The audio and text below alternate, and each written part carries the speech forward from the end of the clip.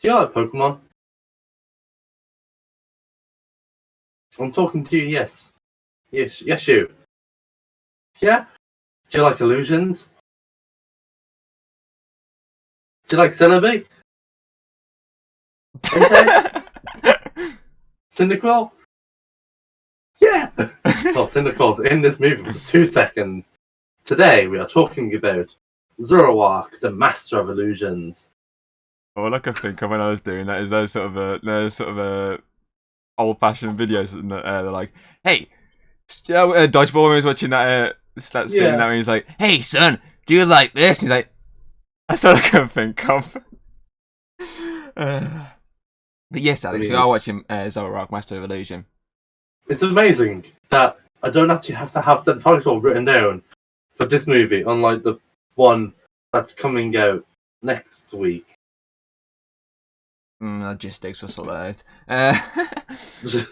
A few little piece of information for you here. The movie was released in 2010 in Japan, before being released in 2011 in the UK.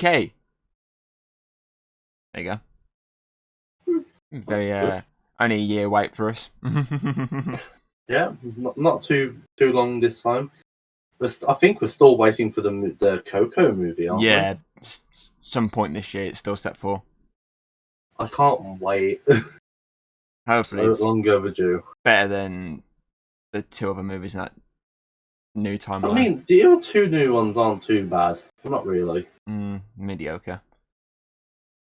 Better with the actual cast, but oh well. Okay, let's get straight into this quickly, because just like this, the actual movie has like the intro is like 30 seconds long, if that. Yeah, the intros are getting so much more weirder. So like golden, wasn't it? He's showing all Pokemon like that gold sort of misty sort of flying, and it was like really quick. It was showing like all the legendaries, and then quickly just went straight to Ash. And I was like, whoa! Click the button. 30 seconds. Jesus, it's gone quick. Obviously, less than that. Titles are getting like a lot weirder and weirder. Like you have a running stream, then a vine, and then it's like fire. I get why, because of, like all the legendaries are in this film, but like, just have it like an illusion kind of thing, like for the title. Yeah, I meant the actual like intro at the start rather than the title, which is about 5-10 minutes into it, something like that. I meant the actual like 30, very quick, because that they are also getting quicker. The intros, just straight into it. Unlike our one that was like, wasn't there like one that was like 2 minutes long before? And we was like, why the hell is it 2 minutes long? Why do we need to know so much information that we don't even need to know? Yeah, and then we had one that was like, a good few minutes long. Yeah. But this one, it's like, boom, straight into it. Ash fighting the guy from the game, isn't it? Some with the hat on, wasn't it? I don't know. I think it was the design of the Diamond and Pearl game character, isn't it? I don't know. I didn't pay attention. I swear it was. I swear it was him. He had his what's the Pokemon called? The Dawn has no, she didn't. I think Ash had one in the other gen. It's an old other gen Pokemon. It's like an elephant. He rolls into a ball. Dawn. That's the one. That one. I don't remember that scene in this movie. It was right at the beginning. Like Ash was fighting him at the beginning. That was the only sort of montage-esque battle we had, and it wasn't even a montage. It was just like, we now join Ash and the other gang as they journey ahead. I just wasn't concentrating, apparently. Didn't surprise me with you. I put typing about, like, I swear these intros are getting weirder and weirder. That's probably what I was concentrating on more. But that intro hadn't even happened yet. With the vines, that hadn't happened yet. This is a good 4 or 5 minutes before that even happened. With the vines and that was later on. Well, maybe my thing didn't start until then. It's a bit weird, because that means you're missing like an entire section of the movie. I don't know. Maybe I just wasn't concentrating at all. Probably that option. Probably that. Because as I say, you missed like the entire first like 5 minutes where it's explaining everything. I will go back to watch that movie in a moment after we finish this, and I'm just going to double check. Oh, obviously, when he obviously flows on it, we get to see that sporting event. Yeah. That weird.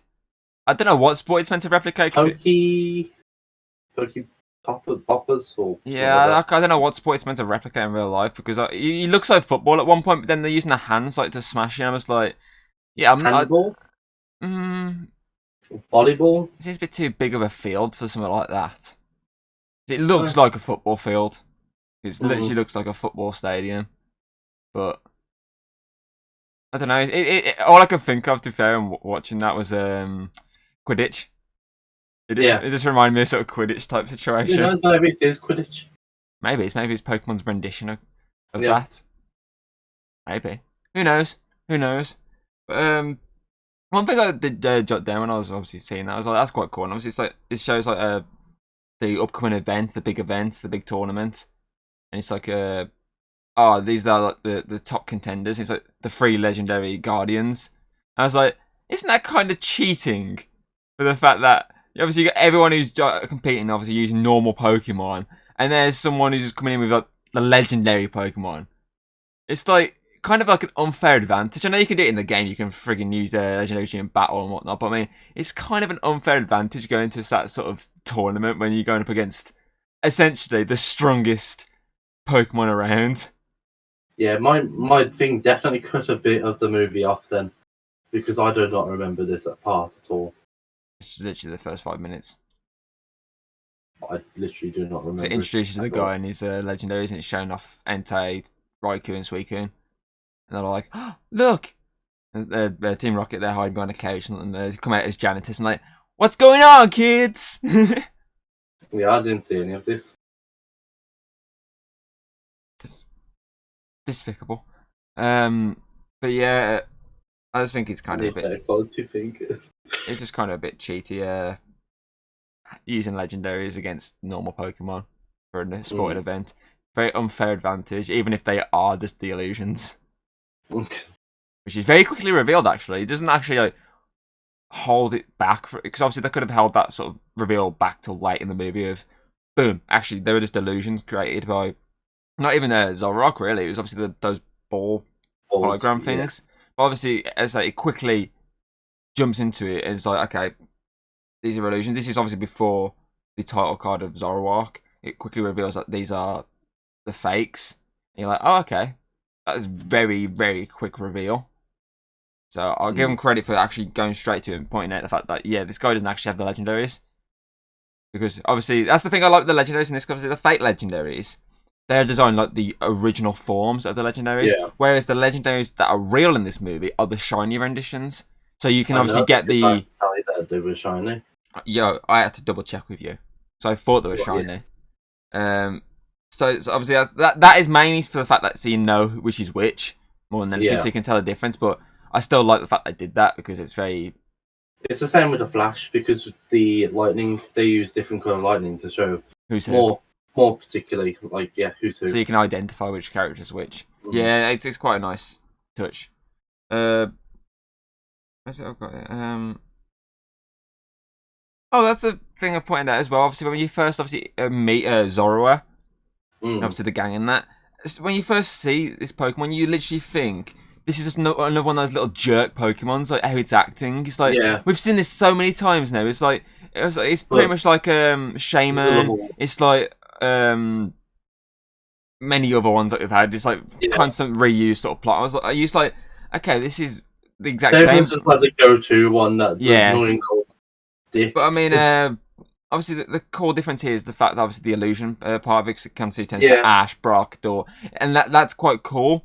But obviously, as the film does go on, you do see this actual better Zoroa. It's not like it's that. Obviously, that jerk bit was just at the start, and as it goes on, it's a lovable, heartwarming little scamp, as you say. So I do like that. It's not just. Though it does start off the exact same as many others in this frigging long ass movie timeline.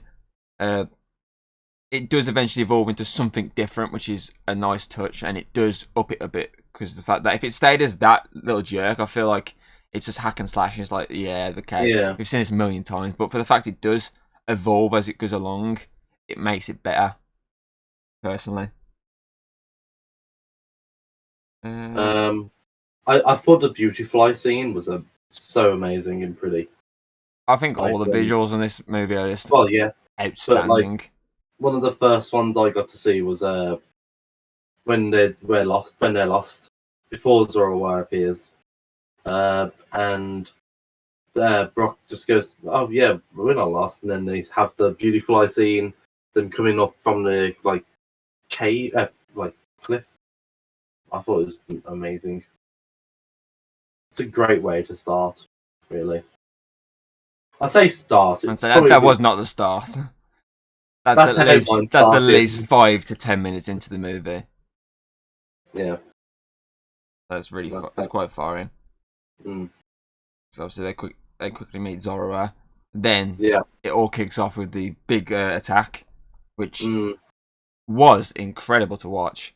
Obviously, it's obviously Zoroak in disguise, like jumping between obviously the different legendaries. Because it's Suicune at first.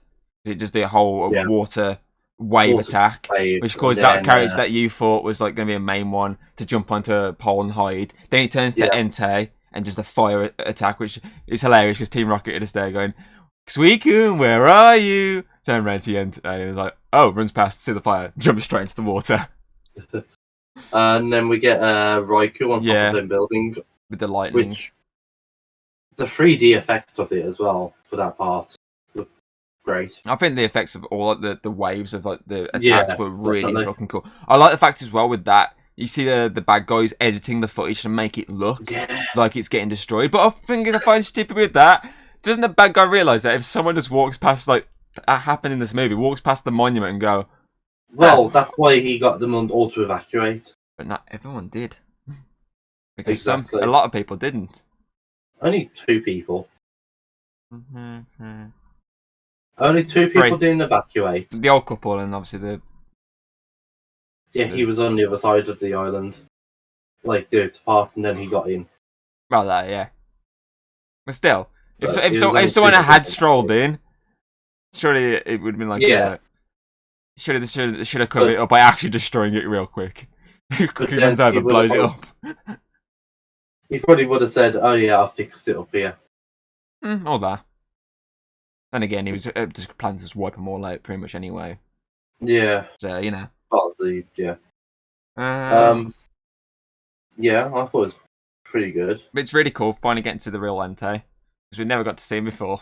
Yeah, and this is Raikou's first official movie appearance. Storyline, yeah. Because of the fact, obviously, he got shafted into the TV movie, which was great. Yeah, it was. Out of the 3 of them, he got the best one. It was a TV movie, but it's great to see them all. Because I like that scene where obviously you're watching all the destruction, and it pans out into the different areas to see all the other actual legendary versions looking in and going, "I've got to go deal with this now," because obviously all the Pokemon are getting hurt and whatnot. And they're like, "Okay, time to go beat someone up." So it's nice actually getting to see the 3 legendaries together for a change. That's the thing, because the 3 legendary guardians are built as this trio, aren't they? A bit like the 3 legendary birds. They're built as a trio, which is obviously why. Yeah, which is why obviously Pokemon 2000 we got the 3 in one film, whereas these 3 they haven't had the film together. The only one who really got a proper film was Suicune. Yeah, and obviously Suicune was barely in that movie. Yeah, obviously shared it with Celebi. Yeah, because obviously. Which is another Celebi's in this movie. Exactly. So obviously, Entei was a fake, and Raikou was a TV movie. The Suicune was the only one who actually got a proper movie. But it's nice to actually see them utilising the other 2 into the 3 now. Yeah, I thought it was pretty good. Yeah, I like the splash of Johto really. Yeah, because Johto and Sinnoh are not closely well, they're close-ish in terms of like story plotting games and all that. So it's nice that they're mixing it all together, because this is basically just one big event, really.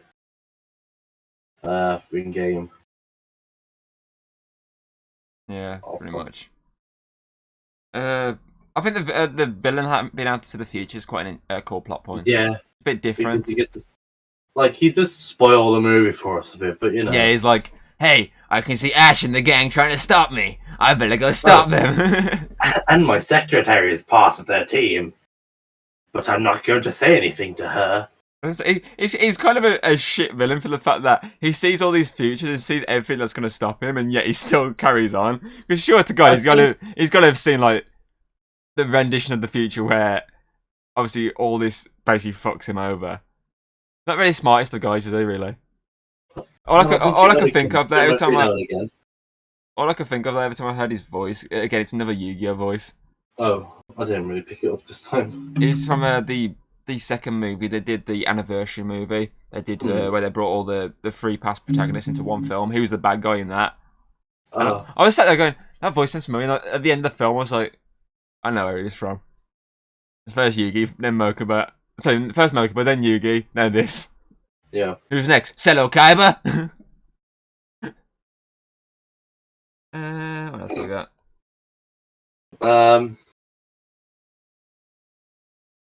Oh, the fucking Nuzleaf nipples. I mean Connor's nips. Yeah. Sure. That's what I was going to say. So I love how obviously everything going on, all this destruction and whatnot, all the attack, and you still got Team Rocket. It's like, yeah, we're gonna go steal those Pokemon. They're still just like adamant of trying to steal this, and that's their downfall. Because they just get wiped out by a massive wave, and it's like, yep, nope, bye. And that's them gone for the rest of the movie until the end. Yeah, it's kind of a shame, but it's Team Rocket. Yeah, so. They get the anime. I think I used to complain about it, but now I'm just used to the fact that they're just gonna get shafted in the movies. I mean, yeah, I'm used to it now. Yeah, you're used to the shaft. I think one of my favourite moments had to have been the bit with the Guardians and the team up, the three of them, to fight Zoroak. Yeah.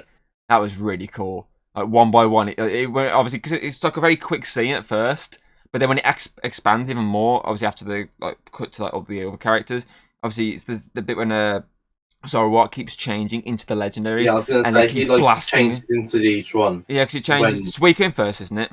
Yeah, and then it's Raikou. And then it's yeah, because there's that scene when they're both on fire, just charging each other, which is really cool to watch. I was like, this is a really obviously I got like so many reminders of the Arceus film when obviously Dialga, Palkia, and Giratina were fighting Arceus. I got reminders of that, and I was like, it's very reminiscent of that, but obviously this time around it's like one attack after like 1-on-1, but they're using the same sort of looks and attacks. I was like, this is quite cool. I really like this.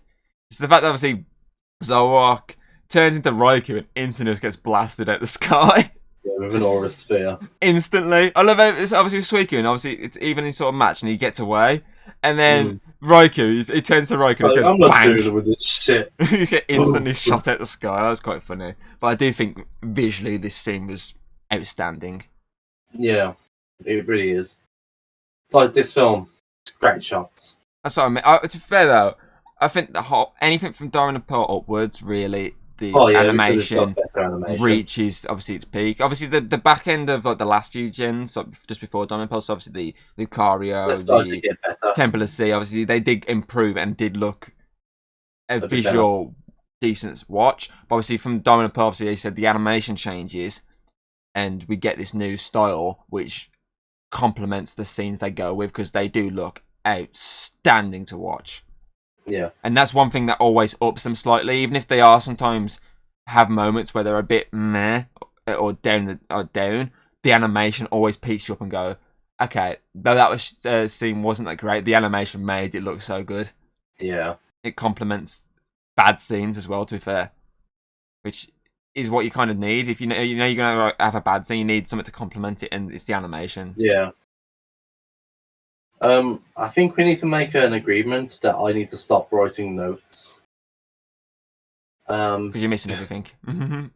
Well, yeah, I got too absorbed into the movie after. I always wait till after the scene's happened, like when it goes to like a not too much happened, then quickly like type up real quick.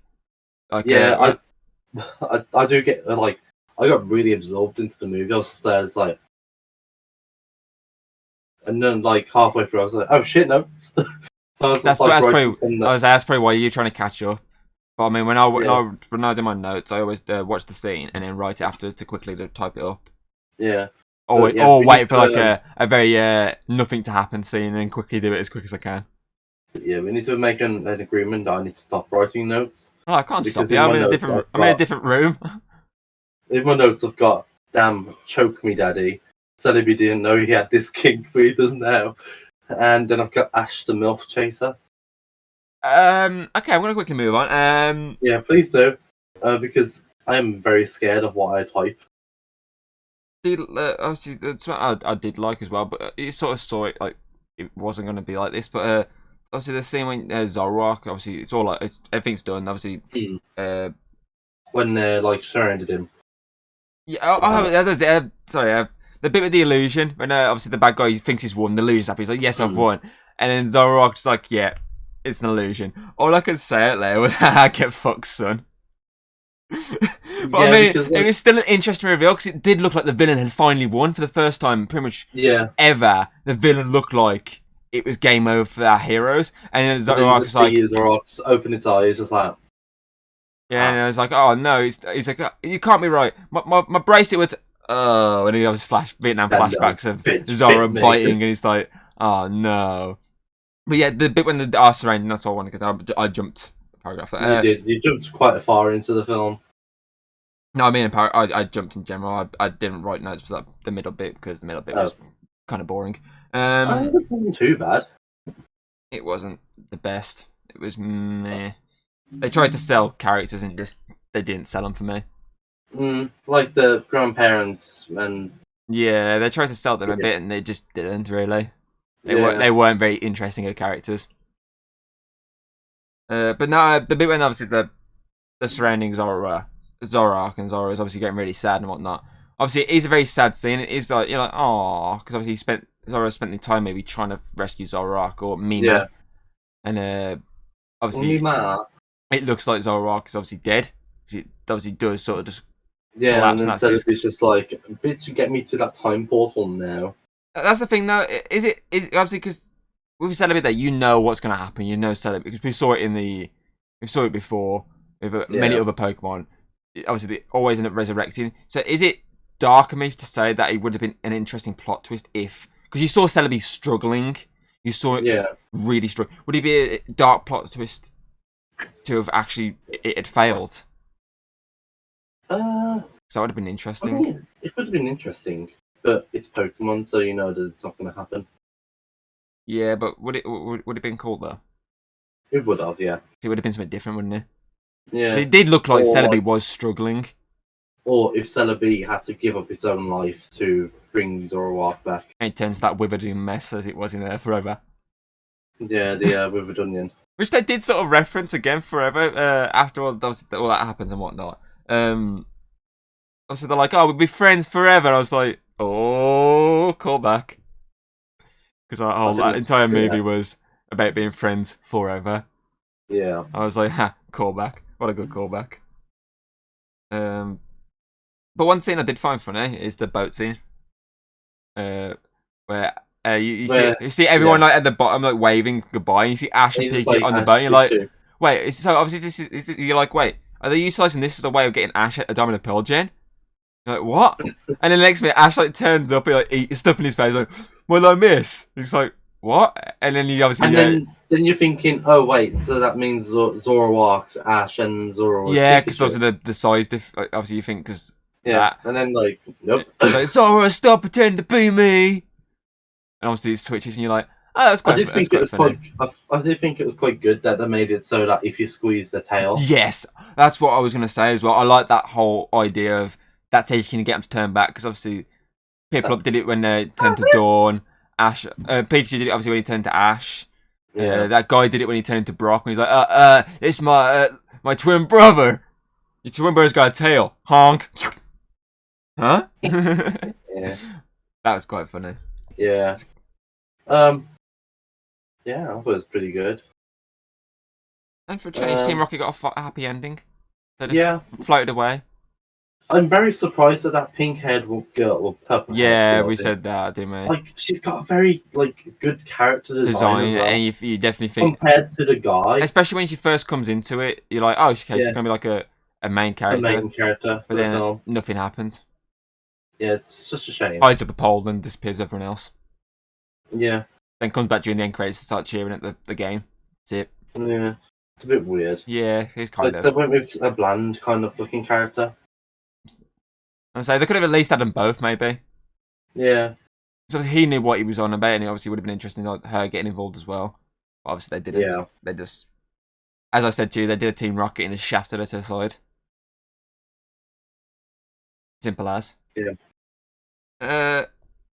The end song was pretty nice. Yeah, it obviously, as usual with Pokemon, it just fits with the song.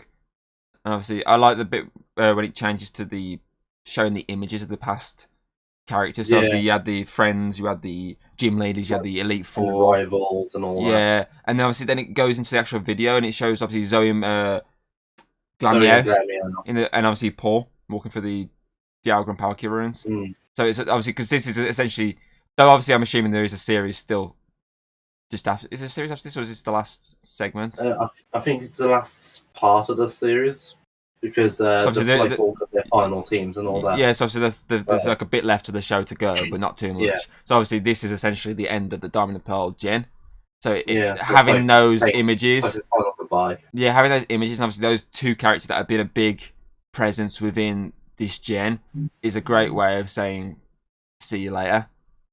And it's a nice way to end out this gen of not just obviously gen in Pokemon, but the movies. Because obviously the second movie was a bit of a letdown in terms of this gen. The other three have been solid films. Great. Yeah, so good. Okay, all I got left in my notes are my overall. All I've got is Team Rocket, and that's all I wrote. You put it about the boat when they're floating away. Yeah, I was just like, Team Rocket, and then it just ended. I was like, oh, okay. Then that made me like so confused. Okay, I'll just read my overall section then.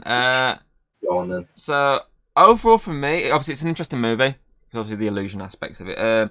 It's got, as I said to you in my message, I said it had a very strong start, but then it did slow down a tad in the middle. Obviously trying to get you to like this old couple and whatnot, but obviously that didn't really do it for me. It tried to sell the villain more, but again, it didn't fully sell him as much as he could have been sold. But as I said, it does pick up after that for the big ending, and it really picks up. Yeah. So obviously, the middle was a bit meh. It's cushioned around some really good stuff. Yeah. And and that's not as good for me. Obviously, Zoroak is probably the best of the little shit characters. The fact it actually evolves as the movie goes along into being this very likable Joker character. So that's cool. And also the illusion powers it's got, that is really great, and it just looks beautiful to watch. It really does. Obviously getting the 3 legendary guardians finally. As we said, obviously we only had Suicune and Relay. So to get in the 3 properly, and the shiny forms of them, as well as the base forms of them, is great. That's what you want to see. It's really cool.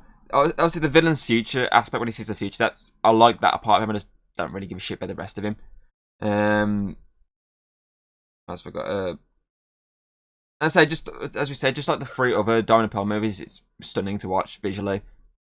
Especially when Zoro goes badass with his illusion. That's the when he like pulls like the goes like that and just blasts down to cause that massive like shock wave and like the illusionary power. That was really cool to watch. And just Zoroark in general is just badass, and that's why I like that Pokemon.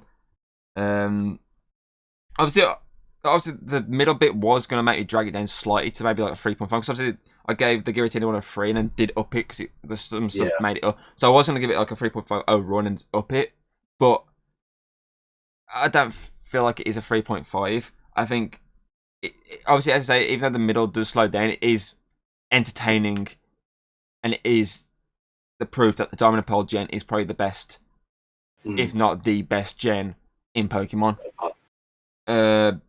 So I think it's a perfect way to end the Diamond and Pearl quadrilogy. So I think 4.5, 4 Typhlosions out of 5 is the right thing, because I feel like it is definitely there with the Arceus one. Yeah. So I think that's about right for me. Oh, it's my turn. So yes, I thought it was a really good film. Like, I've not been absorbed into a Pokemon film as much as I have in this one. Like, I'm usually like 3-4 pages of notes. I've barely got even 2. Literally, on my second page of notes is just literally Team Rocket, and that's the only like part of the second page. So basically, I've only got one page of notes, but that's because I was just enjoying the film that much. Like I got too like ingrained into it. I thought it was great all the way through, to be quite honest. Showing all like the legendaries. I don't even know why I'm looking at this screen anymore because I've got nothing on it to like talk about. But showing all the legendaries in the movie, fucking mint. The only thing that they could have done better is add Slowpoke, and then that would have been a 5 out of 5. Even my boy got like a 4-second cameo. Not even 4 seconds. He had 2 seconds at the start, 2 seconds at the end. 4 seconds. I'd rather didn't see the beginning part. Move it in. But yeah, it's pretty good. I enjoyed it all. It was all solid all the way through. And yeah. So I'm going to give it a 4.5 out of 5 Slowpoke heads. If you were to rank the gen, how would you do it in terms of the movies? Giratina and Shaman, bottom. Yeah, agreed. I'd say this one is at the top for me. Then Darkrai and then Arceus. I'd completely move that around. This one would be the third one for me. I feel like the Arceus one the time travel stuff was. The time travel stuff was really cool. So that's what ups it a bit more. It's just that I just think this at a point just slows down when it tries to do all the other characters. Obviously, trying to reintroduce it to Celebi, it just doesn't sell it as much for me. No. Obviously, it sells it for you, but for me, it just doesn't sell it as good as it could. It could have sold it a lot better and just kind of didn't. I just kind of just like lost interest for like about 15 to 20 minutes. So that's what does drag it down a bit for me. But I do get why you were engrossed a bit more. I feel like I don't even know why I like this film so much, to be honest. And I think that's what gets me. It's because it's something that I don't know why, but it just does. Okay. Okay, that's that then. Okay, so I wrote down how we're doing this, how it's gonna go out. So obviously next Saturday, because we're gonna do a little treat for you. We get 2 in a row in 2 days on the trot. Because when I did the change to Sundays, obviously in the YouTube scheduling, it's like Sunday to Saturday. But because I changed the thing, obviously there's a whole week when we didn't release one. So gonna give you a little treat, back-to-back ones. So next Saturday, I'm gonna be handling Pokemon Black, Victini, and Reshiram. The new gen of this time. And then on Sunday, it's going to be me hosting Pokemon White, Zekrom and Victini. Victini and Zekrom. So way around. Victini is the start of the new I'm always backwards. I'm backwards always. But yeah, so obviously we're going to split up on that one. Yeah. He's already done his. I've still got you're going to see my facial hair just magically grow back. You always break the illusion, don't you? Or is this an illusion?